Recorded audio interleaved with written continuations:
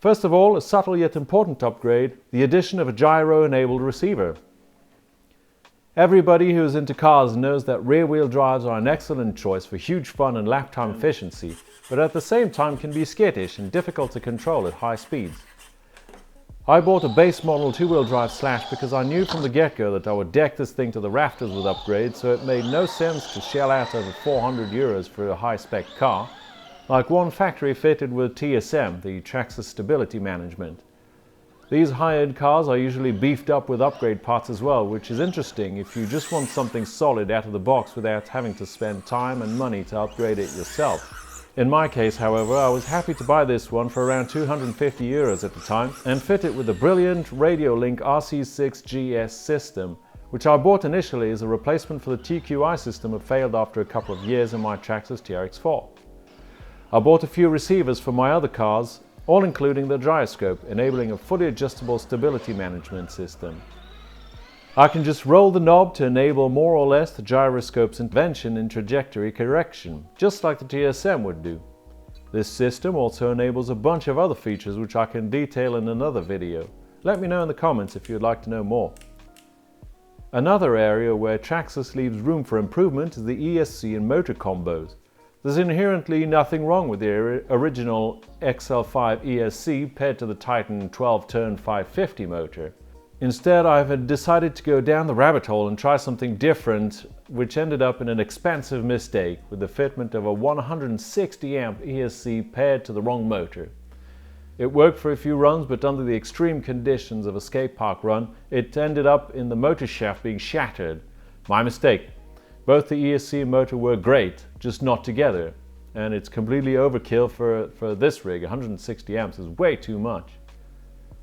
So then I decided to play it safe with this Hobbywing Max 10 G2 combined with a 3652 SD censored brushless 4100 kV motor. These are paired at the factory, removing any doubts. My only concern was to choose something compatible with the 3S battery packs that I use, along with a suitable kV rating. There's a lot of confusion regarding kV, turns, etc., which we can delve into another video if you like. Let me know in the comments if you're interested. I can tell you now that kV does not stand for kilovolt. This combo is extremely versatile, solidly built and quite literally plug and play. There was no faffing around with soldering cables or crimping terminals. The motor wire terminals are color-coded too, so you really need to be pretty dense to mess up the connections. It is important to note that getting that wrong can damage your ESC and is obviously not covered by warranty. This combo comes with the tried and tested XT60 plug, which I cut off to fit the Traxxas male connector, part TRX 3070R, so I can hook up my batteries to it. Doing this instantly voids warranty as well, but thankfully I know what I'm doing. If you are unsure, you should get an XT60 adapter plug to whatever type of battery terminal you have. I know for a fact that the more connections you have along an electrical line, the higher the resistance gets, which can reduce the efficiency of the delivery in between the battery and the ESC that you're powering with it. It also generates heat. Also, I use the Traxxas batteries because I don't want to mess with the connectors in my UDR essentially, so these 3S batteries power my entire fleet of RC cars. It's just convenient. Next up, the gearbox case. I've upgraded it to an alloy case for two reasons: structural rigidity and heat dissipation. The motor can get quite hot on this thing, and the alloy case acts as a heat sink to keep the motor cool. While I was at it, I replaced the original differential with, you've guessed it, an improved alloy version. I filled it with the thickest silicone diff fluid I could get my hands on, 20 million to be exact. Then sealed the two halves of the gearbox case. This helps to reduce grease seeping out, but also dirt and water from seeping in. The silicone gives a decent amount of resistance within the differential, replicating the effect of a limited slip diff on a real car. This greatly enhances grip during cornering. The original differential is basically open, so upon hard cornering, the inner wheel to the corner would lose traction and spin wildly. You then lose speed and subsequently lose the race, or precious lap time at least. The limited slip action gives better traction by reducing the wild spinning upon hard cornering, saving precious lap time, and enables beautiful power slides out of corners. A worthy upgrade with anything aimed at high performance. Suspension arms also upgraded to an alloy version attached to the gearbox, massively improving structural rigidity. This in turn drastically improves driving accuracy, as there is literally no more flex in the suspension arms. There is a sizable downside to be considered, however.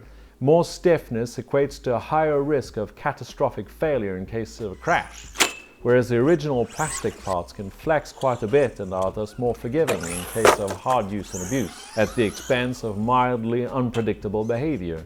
I am a careful driver, so knowing that the risk of breaking something is greatly increased makes me drive with a more realistic approach.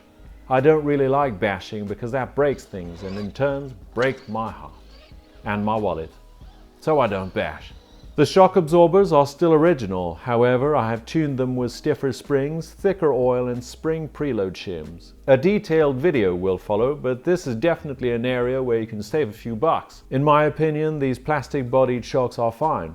They just require tuning, as the modifications I have brought to the chassis have modified the sprung weight. Also, these are built and filled at the factory with most likely the same oil in every model. It's an understandable way for Traxxas to cut costs and raise efficiency. It's what enables them to spend more on research and development so they can keep churning out such awesome products for us to mess around with.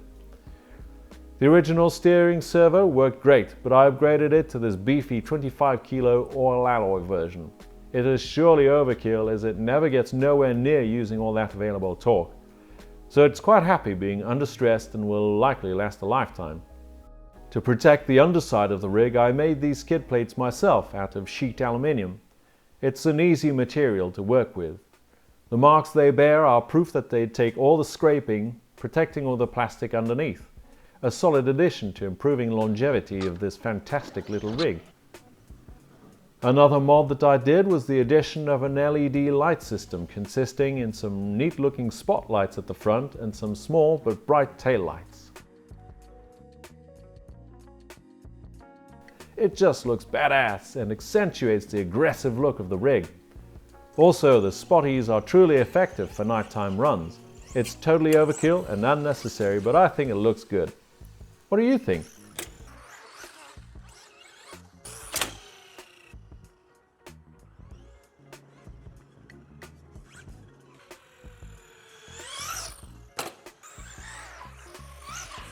Last but not least, in order to protect the innards of the beast, and because there are no inner fenders to deflect dirt and water, I installed a bespoke Dusty Motors cover specifically designed for this chassis. It comes with a length of shock sock, which will be installed after I am satisfied with the tuning I have performed. Dusty Motor covers are available in different shapes and sizes to suit most rigs on the market. The fabric is finely meshed to provide a compromise in keeping dirt out, but letting air in to keep your ESC and servos cool. It is a good idea to keep a close eye on your temps from time to time, even though the ESC will shut down if it overheats. As a bonus, I sprayed mine with water repellent, the kind that you would use on shoes. It helps keeping the electronics dry if I run in wet conditions. So there you have it, that's a wrap on the essential upgrades I have done to my Slash two-wheel drive so far. What do you guys think? What have you done to yours, or what do you intend to do but haven't got around to doing yet? Let me know in the comments. I will follow up with a few detailed videos about these upgrades, so stay tuned for that. The parts that I have used are linked in the description. Some of the links provided are affiliate links, and I will earn a small commission if you purchase through those, which helps to support my channel so that I can continue to make these videos.